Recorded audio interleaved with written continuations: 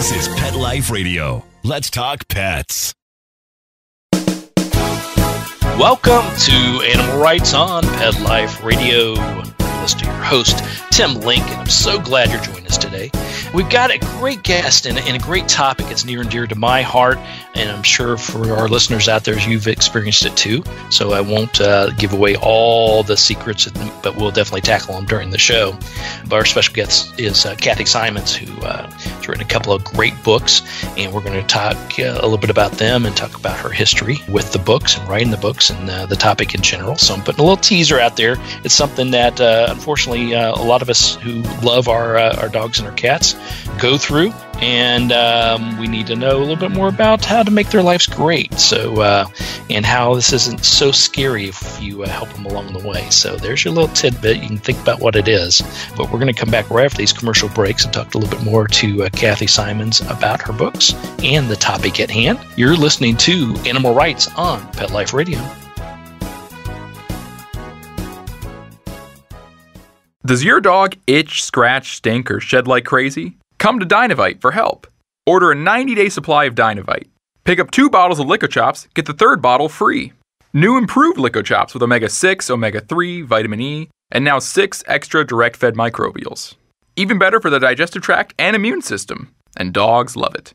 Try Lico-Chops. Buy 2, get 1 free. This is Henry Lukasevic for Dynavite. DINOVITE.com.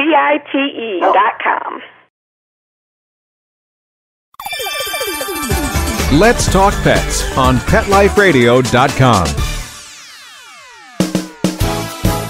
Welcome back. Welcome back. You're listening to Animal Rights on Pet Life Radio. This is your host once again, Tim Lincoln. Joining me now is author, and she's also a CVT CCRP specialist. Knows everything there is to know about animals. Our special guest tonight is Cathy Symons. Cathy, welcome to the show. Thank you, Tim. Thank you very much. Well, we're glad to have you on the show. Now, we're going to talk about the 2 books that we have, and they're written totally differently. So later in the show, I want to talk about what it was like to write the 2 different types of books, because we're talking about one topic, which the first book is called Blind Devotion, Enhancing the Lives of Blind and Visually Impaired Dogs. So serious topic, but ways that we can make our lives great with animals that have lost their eyesight or are losing their eyesight. And then we'll talk a little bit about the second book, which is called Watching Out for Digger, which is a children's book, but it also has the same line, the same topic, but in a little bit more friendly way, and how to help our children along when this happens to their dogs. So let's talk a little bit about the topic at first. Tell us about Blind Devotion, working with blind animals. How did this come about? What's your passion behind it?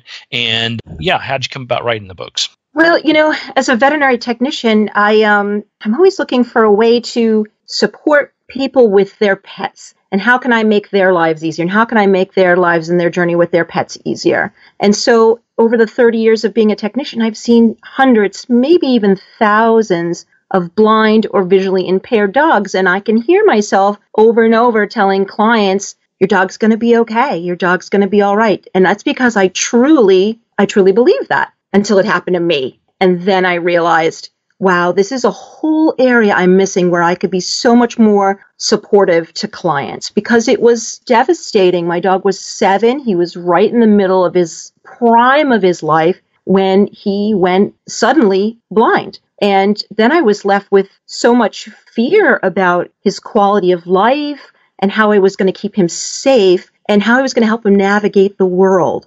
So, once I kind of put that baggage down and got rid of my own, anxiety, I was like, I'm going to document this. I'm going to document our journey with this dog and see if I can help other people with their journey if their dogs lose their vision. That's where it sort of started with me, documenting what we were doing. Yeah. Well, as a technician, did you early on, before this happened with your dog, obviously, was it more of your compassion for people and you were telling them it's going to be okay? Because how do I want to put this? Yes. I'm assuming you're going to say that same thing. If the dog's going blind, you're going to say it's going to be okay. We're going to help you out. But also if the dog has diabetes or has some other illness, you're saying probably those same terminologies. Yes, exactly. And again, it's really coming from a place of, I really believe your pet's going to be okay.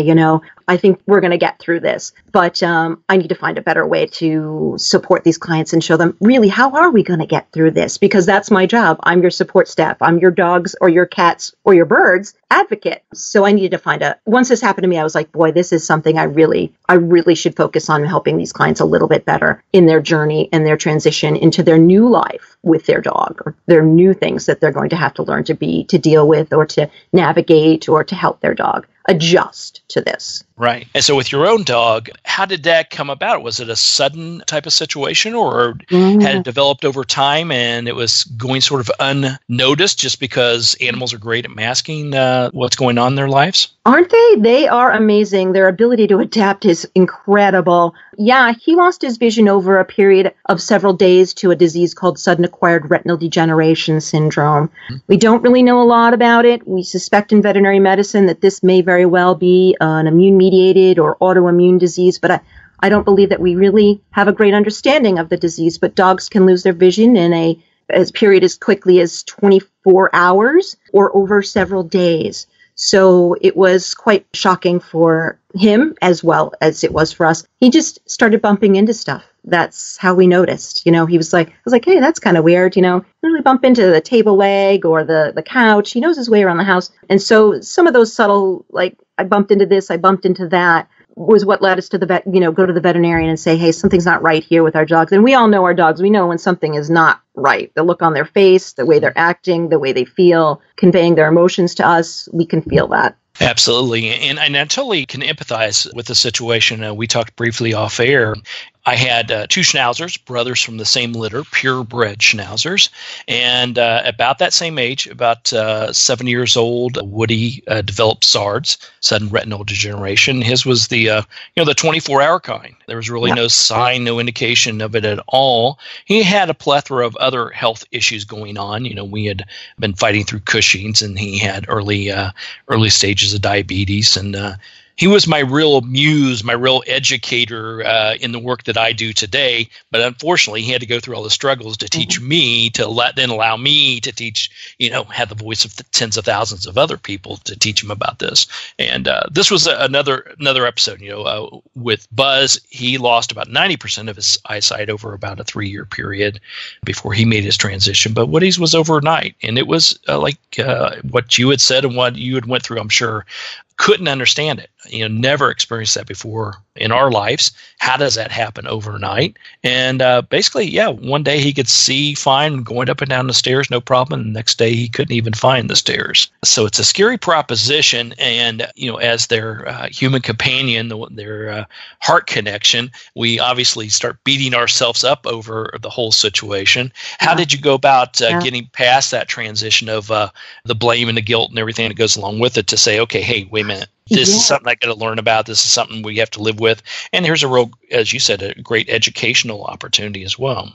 Absolutely, right? And I think later, in hindsight, I could see, boy, you really shouldn't feel sorry for my dog, because if you know my dog, he's on the couch and he's covered in a blanket and he's got everything he needs. But the guilt was tremendous. How did I not know this? How could I have prevented this from happening to him? I even felt so guilty to think, well, maybe if he even had a different owner, maybe this wouldn't happen to him. And of course, when you sit down and think about it, from a medical perspective, I couldn't prevent it. It's a disease we don't understand. Unfortunately, it does run a little bit higher. And I had a pug, and it does run a little bit higher in that breed. And once I realized it wasn't a fault of mine, it was a medical condition that happened that I could not prevent and I couldn't stop. And once I kind of got over that anxiety, I was like, okay, now you got to put that down, put your human emotion down and start going, put your baggage down and go, okay, how can you help your dog? And that became the most important thing, the foremost important thing. How can I help my dog not only get back his life, but his love of life? Because he was a sassy guy. And I wanted him to have that spark and that love of life again. So that was what drove me. I need to get him back to that sassy little, bossy little, pug that he'd always been, right? Exactly. Because they go through the same emotions we do. This is, as I mentioned, it's they're great at masking whenever there's a health issue going on. They try their best to solve it themselves and mask those challenges. But when you're talking about something, especially like SARDS, which is virtually overnight or over several day period, they have a lot of questions themselves. And how do they gain back their independence, and how do they continue on being, like you said, the sassy, spunky little one they were before all this happened? Yeah, exactly. And I think you're right. I think he didn't necessarily want me to help him. I think, you're right. I think he had a lot of emotion around it as well. He wanted to be independent. He wanted to continue to do those things. And yet he was frightened, at the same time. Right. Well, in your book, Blind Devotion, Enhancing the Lives of the Blind and Visually Impaired for Dogs, do a great job. A lot of great resources in here. You're talking about your own experiences as well as some of the things that once this happens, how can you make the dog's life easier and allow them to have that great same quality of life? What are some of the things, just you don't have to go into every single one, but what are some of the first things that you did, for some of the first things that you put into place that would make it a safe environment, but also a fun and challenging environment? And challenging, right? The first thing I did for our first dog that went blind, is I tried to make things as predictable and routine as possible for him. We went out the same time every day. He had breakfast the same time every day. And he became to rely on that. And it made him feel more comfortable that he could predict with certainty the same thing was going to happen every day. So the predictability, I think, for him was key. And then we started expanding some of those things, so to get him used to walking through the house without bumping into stuff, I would walk him on leash so that we could find sort of reference points in the home. So I'd walk him from his leash to his food bowl, and from his food bowl to the back door. And then I would do it again the next day until he got that mapped out. And it really didn't take him very long before he had that mapped out. Now, just giving him that little bit of confidence really was tremendous, just for him to understand that he could solve a problem or solve some of his own problems was such a confidence booster for him. Once I saw that he was starting to have this confidence, then I was like, oh, it's on. We're going to start challenging a little bit more, taking him outside, maybe taking him for walks where he was comfortable, but maybe that day we went a little block further, teaching people in the neighborhood how to approach him without frightening him. But he loved to be greeted, but he didn't want to be startled. So I could educate people outside of, the home, how to approach him, how to approach a blind dog, and let him, make that first move. So once that started happening, he was ready for more training and more fun, honestly, at that point. He was like, all right, I think I'd like to have a little bit more fun. So I started challenging him with marking places in the home with scent to see if he could track himself track the source of that scent. So I'd mark the food bowl with a little bit of vanilla oil, mark the kennel with a little lavender oil, and see if he could, find that source back. And he really enjoyed that process. And then we turned it into a game, a find it game. Can you find this? Can you find that? Can you find me? And boy, those little things that build confidence in the problem solving was tremendous for him, a confidence booster. Yeah, and I think that's the key. You want to get, from a safety standpoint, you want to put things into place to make sure that there's no harm going to happen. Yeah. So you have to be, for us, I know that we put the baby gates in front of every stairway and every exit point. And we went with the metal ones with the little kick foot plate. So it made it nice and easy. You press down the foot plate, the door swings open and closes. As a matter of fact, even today, Woody passed away in 2007. Buzz passed away in 2009. But in any case, we still use them today, even though our two other newer schnauzers, our recent schnauzers, right? We just gotten so accustomed to having them in all the main doors and all the main stairways that it's just commonplace now. But yeah, you protect those. You pick your shoes up. You don't move any furniture around or change the furniture around. You keep everything the same. They will have the sense and the smell, and all the hearing will still be in place, so they'll be able to pick up on all that.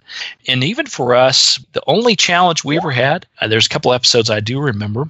One was we had a back door that led to our big fenced-in backyard, and he could handle that, no problem. He could go out the door, go down the stairs, run to the backyard, no problem at all. We did, when he come back in the house, we had a nice little black line of nose prints around that entry. he never bonked it too hard where it hurt himself, but he to find his way, it was sad to pain him after he made his transition. But we had nice little black marks around that wall. We did have one episode where I'm convinced his guardian angels saved him. We opened the gate. We weren't ready to help him down the stairs, and he decided to take off running down the stairs himself. And of course, he got to the first one, and then he was midair, and we had like 12 steps down. Then he turned slightly to the left, and there was another 8. So it was a pretty big stairway. Yeah. And the angels collected him up. I firmly believe his guardian angel picked him up and laid him down nicely on the lower, the lower area where he was safe. And because no way he could have jumped 12 stairs all the way down and landed safely. So we had a nice guardian angel episode there. And then we had a keyword. There was a keyword. I'm a big proponent of using a positive energy keyword when you're communicating with your animals, when you're trying to teach them a particular lesson. If they do something and use this keyword, they get a reward. Yeah. And for Woody, when he would run out the back door, down the stairways into our big backyard, he would always take off to the furthest part of the yard because the neighbors had a couple of dogs themselves. So he always wanted to check out where the dogs were going. The challenge was there was a retaining wall that protruded out from the house out into the yard. And so we used the code word, the positive energy word of easy. So whenever he took off running, and he was heading straight for that, I'd yell out easy, and he'd immediately stop, and he knew to sort of detour to the right, not the left. And he would miss it every time. And we did that for almost 3 years, and not an incident whatsoever. That's amazing, really. And if you think about how connected people are, or dogs are, to us, and the cues that they're looking for from us, and the emotion that we can convey just by saying easy, or even drawing the word out like easy, make it sound like what you want it to be, like easy. And it's amazing because they're cued right into you, and they want those cues, and they can get those cues just as good or as fast as dogs that have vision. Absolutely. And, I always use, positive words: easy, happy, sweet, nice, love, pretty. Right. Brings about positive energy, positive imagery. And then as a reward, it was simple. I didn't have to give him a treat or any special attention. I just told him, good job. So we'd do easy. He'd miss the wall, and I'd tell him, good job. Good job. He was happy with that. So he was pleased with that. But it also happened to, have you encountered situations either for yourself or for other clients that you've worked with or people that that have read your book? What's the benefit or the con of having an additional dog in the house? A pal or multiple dogs. Whenever you either have a dog goes blind, if you've got other dogs in the house presently, what are the dynamics behind that you've seen or have experienced? Or what about bringing in a second dog to assist in this situation? This is the most common question I think I get, Tim, is that, can my dog take cues from another animal or another pet in the house? Absolutely. Absolutely. I think that they are looking for cues. They're looking for cues from their humans. They're looking or listening, really, for cues from other animals. And I think that dogs or cats can act as seeing eye animals for their impaired, pack mate. I think it also depends, certainly you're right, on the dynamic of the pack. Some dogs are very in tune with each other. They almost intuitively, one dog may know that the other dog is impaired somehow or needs help somehow. And they will, I have a client whose dog will go out. They both go out at the same time. And when it's time to go back in, the other dog corrals the blind dog, back into the house. And it's a very wonderful, sweet relationship. I'm always cautious about telling people, if you want to introduce another dog into your house, I'm a big proponent of positive training and positive interactions. And so I always tell people, if you have somebody that you can, a trainer that works with positive stuff like clicker training or things like that, that maybe integrating that would be helpful for both of those animals. And think about this. It doesn't have to be a dog. It could be a cat. Sometimes dogs and cats get along too. They can take cues from other animals as well. And I think they're looking for it. They want to get cues. And vision, of course, I guess, would probably, in my opinion, is probably their third maybe sense. Their sense of smell, their sense of hearing. And honestly, even just picking up on energy from other animals or people is helpful for these animals as well. So vision really probably ranks third overall for senses. Yeah, Yeah, I would tend to agree with that. And for our situation, we had Buzz and Woody, as I mentioned, from the same litter. Now Woody he developed the SARS and went blind overnight. He was definitely the alpha. He ruled the roost. Buzz was like me. He just went along for the ride. Yeah. But immediately when Woody went blind, they had that conversation. He had that knowing. They were, stuck like glue. They were extremely bonded together. And instead of Buzz being mopey or being concerned or worried, or even all of a sudden trying to take on the alpha role, he didn't. He played the big brother routine, and he ran block for Woody. So when Woody did take that corner too sharp or was heading toward the retaining wall or trying to go down too many stairs at one time, he would go out in front of him. He would run block. He would let Woody run into him instead of running into the wall or the door or whatever it may be. And so for us, that was already a blessing that was in place. And Buzz blessed us even further by helping his brother along and protecting him. I do know from Yeah, it really is. I do know from the flip side, though, that we were going to, at the same time, bring in, not the same time, but a couple of years later, we were going to bring in a third Schnauzer just as a foster, just to sort of take care of the dog. Sweet, amicable dog, just wonderful dog. It would have, Buzz just enjoyed her so much. Woody did not. That lasted for about 30 minutes, and Woody made it very clear to me that no. This isn't happening. Yeah. Whether MI side or not, no. So we found her another nice place to live, and actually she became a shop dog. A gentleman owned a local frame shop, and she became the local shop dog there. So it worked out great for everybody. But yeah, he made it clear, and as a dynamic, that was his personality to begin with. But in that situation, it doesn't always benefit bringing in another dog as a buddy or a power protector. Right. So like you said, you have to have the right amount of training. You have to ease into it, and you just got to make sure that it's the right and perfect fit for your family and mostly the dogs in your life. Yes.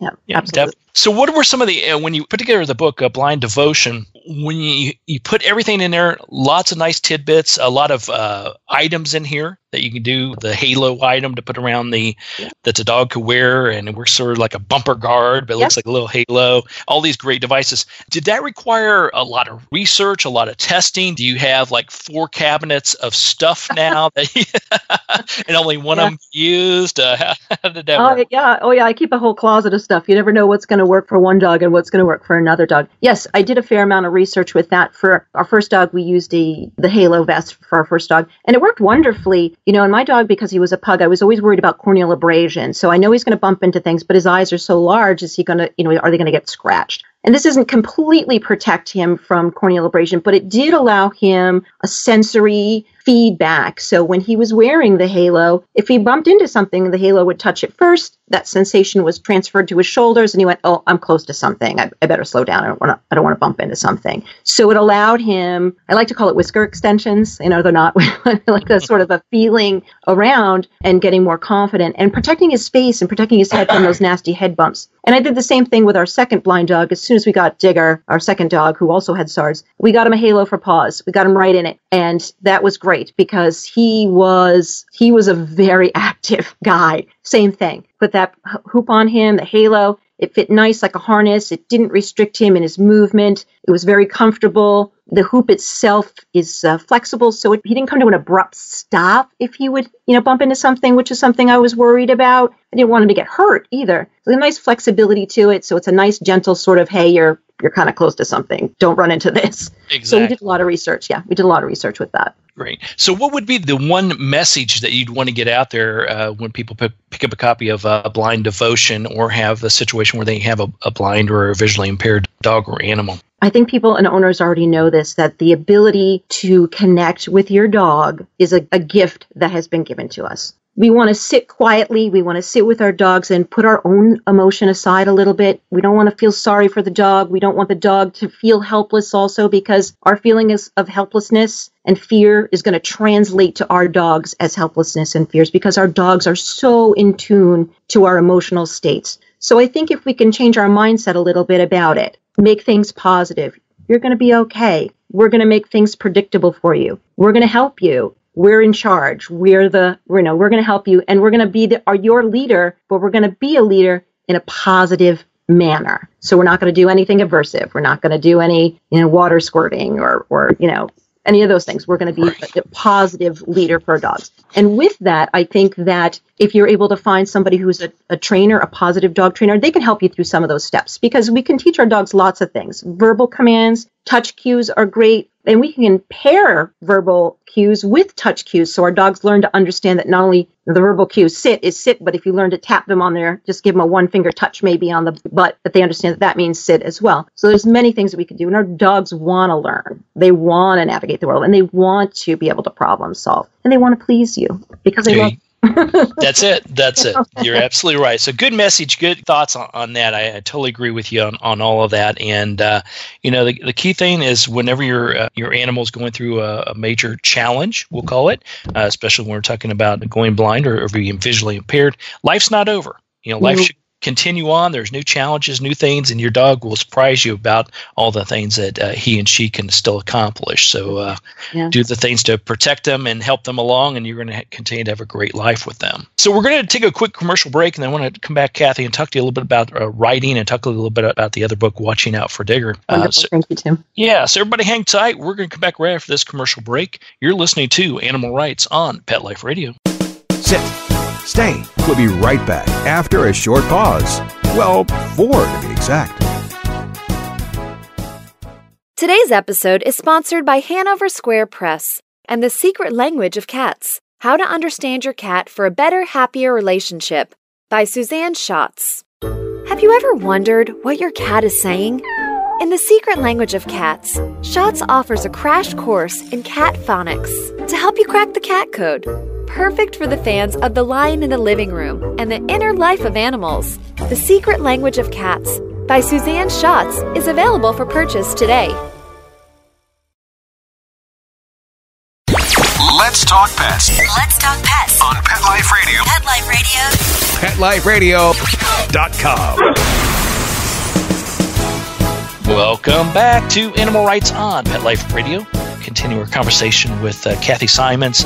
Talk to her about her books, Blind Devotion, Enhancing the Lives of Blind and Visually Impaired Dogs, and the spinoff of that, or the children's book, Watching Out for Digger. Now, Cathy, so we put together the book. You write the book, Blind Devotion, full of great insight, personal stories, items and tasks and things that you can do to help your blind or visually impaired dog.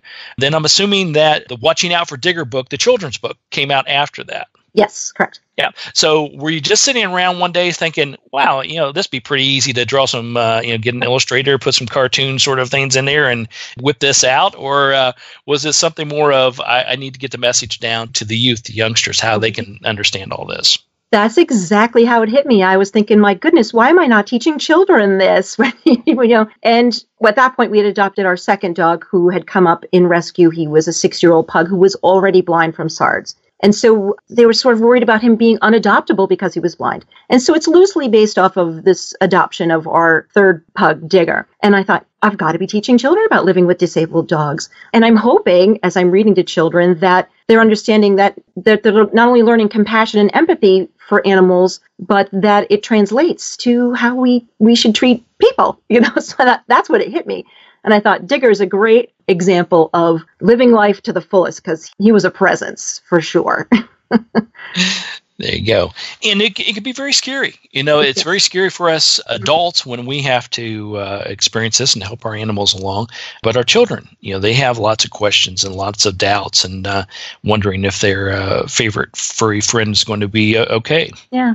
Yeah. And I think that, growing up with animals myself, I thought that was also a special gift in thinking how connected I was to everything, nature, things that weren't myself, because I had these animals that I loved dearly. And the children are so responsive and so into it. When I sit and read to them, immediately they want to talk about their dog, their cat, their bird, their goldfish. They want to tell me their stories. They're very into Digger, and it sparks a dialogue with these kids about dogs that have disabilities, and that these dogs are just like people. Some of them are blind, some of them are deaf, some of them are in wheelchairs, and they all have value. And the kids really respond to that. So it's really exciting to see that. Absolutely.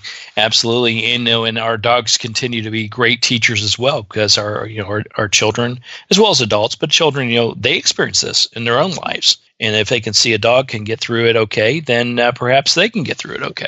Yeah. Absolutely. So now let's put our writing hat on for a moment. Have you always been a writer? Have you always wanted to be an author? And if so, did you have the grandiose idea that you'd write a real nice educational sort of book and then turn around and write a children's book? No, if you had told me that, even 10 years ago, I would have said, no.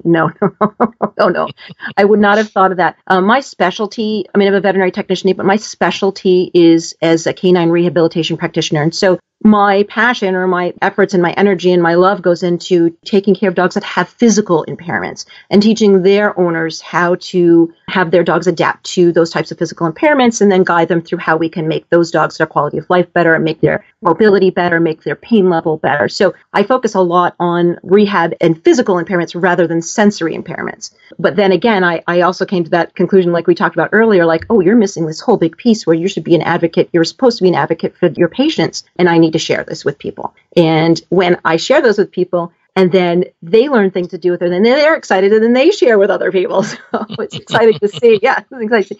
When believe it's a blind dog community. There's a whole blind dog community out there. Facebook, Instagram, these people are out there sharing all their stuff in a really nice, good, positive way. Yeah, and I think it's very important to reach out, not only to experience it yourself, read about it, learn, talk to your veterinarians, talk to your trainers about the whole thing, but that community, that's a very important thing. And the one thing that always surprises me, whether we're talking about this topic or any topic regarding animals, there's always somebody else out there. Yeah. And so many times we catch ourselves thinking, man, I must be going through this alone. And no, you're not. There are others. And you can learn from them, and they can learn from you, as well as it's a great healing process as well. It really is, yeah. Yeah. Now, writing the books, how difficult was it? And was one style easier than the other? Was it easier to write the sort of informational, detailed book, or was it easier to write the children's book? Oh, writing the children's book was so much fun. And the illustrator that I have, Ann Zemansky, she got my vision right away that this was supposed to be a happy, positive story about this dog's adoption. So that was so much fun to do. The Blind Devotion, the writing style was a little bit harder just because I had to research and reference and read papers. And it took quite some time. It probably took me almost 3 years to get everything down and researched to make sure that I was giving out good information, current information, updated information, and that people, again, were treating this sort of in a positive way. But the children's book was it was so much fun. It was so much fun to do. And seeing pictures of Digger as a cartoon was just, it brightened my day. It just made me laugh. That's the key. It's real fascinating that you say that. You think that, wow, children's books are really easy, but there's not. There's a lot. When you got, a dozen, 20 or so pages, you've got the illustration, you got the story, and you only have a short number of pages to get the message across, as well as make it fun and educational. Right. Yeah. And when you read the book, Watching Out for Digger, you'll notice that they're trying to come up with ways to, help Digger be safe and integrate him into his family, but yet they're having fun. They're having fun with him. They're playing with him. He's having a good time. So it's a very positive message. Absolutely. Absolutely. And with the book, Watching Out for Digger, what's the key message that you're going to get across to the children? Again, first of all, these dogs are out there. They're blind or they're deaf or they're in wheelchairs. They have value. They're adoptable, and we can integrate them into our families. It does take a little bit more responsibility. It does take a little bit more research, but they're out there and they're adoptable. There you go. And you can have a great life with them, and they'll love you to death. So that's right. Definitely so. Well, Cathy, how can people follow you and also pick up copies of Blind Devotion and Watching Out for Digger? Blind Devotion, Enhancing the Lives of Blind and Visually Impaired Dogs, and Watching Out for Digger are on Amazon.com. If you would like to follow us, you can follow Digger on Instagram, Digger the Blind Pug. And if you're looking for articles on living with blind dogs, you can go to my website at blind-devotion.com. I write little articles about living with blind dogs. Probably every month I'll try to write a new article about resources for these dogs. Very good. Very good. All right. So everybody go out and check out all those sites, get involved, and definitely pick up copies of Blind Devotion, Enhancing the Lives of Blind and Visually Impaired Dogs, and the fun children's book, Watching Out for Digger. Great books, great reads, great messages. Love it.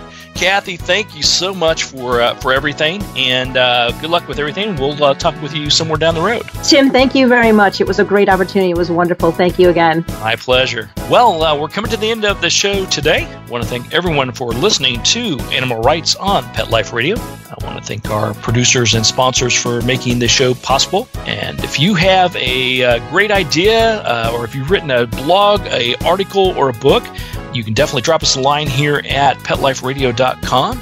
And we're glad to entertain, see if we can get you on the show. And if you have people you want to hear from, authors and writers, you can definitely drop us a line there. So until next time, write a great story about the animals in your life. And who knows, you may be the next guest on Animal Rights on Pet Life Radio. Have a great day.